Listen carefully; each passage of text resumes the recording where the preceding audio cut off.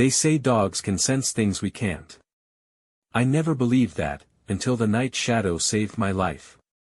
It was a cold winter evening. I had just come back from a late shift. Shadow, my black lab, greeted me like he always did, wagging his tail, eyes shining like he'd waited forever. I was tired, barely said a word. We both went to sleep. But around 4 in the morning, something strange happened. Shadow started barking. Not his usual bark, this one was sharp. Panicked. Relentless. I groaned, half awake, told him to stop. But he didn't. He ran to the door. Then to my bed. Then back to the door, barking. Whining. Pulling at my blanket with his teeth. That's when I smelled it. Smoke. I jumped out of bed and opened the door.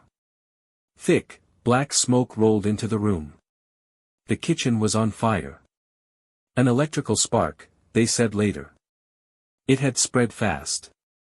I couldn't breathe. I panicked. But Shadow didn't. He stayed by my side, nudging me toward the front door. I dropped to the ground, crawling, coughing. Shadow circled back and barked again, guiding me. When we reached the door, I collapsed on the lawn. I remember looking back, and Shadow was still at the doorway, watching me, making sure I was safe. Before running back inside. That's right. He went back in. He grabbed my cell phone from the floor, the one I dropped trying to call for help. He brought it back in his mouth. And then, he sat beside me. Covered in soot. Breathing hard. Still watching over me. The firefighters came minutes later. They said if Shadow hadn't woken me, I'd be gone. Another 2 or 3 minutes, that's all it would have taken. Since then, people still call him a dog. But to me, he's the soul who never gave up on me.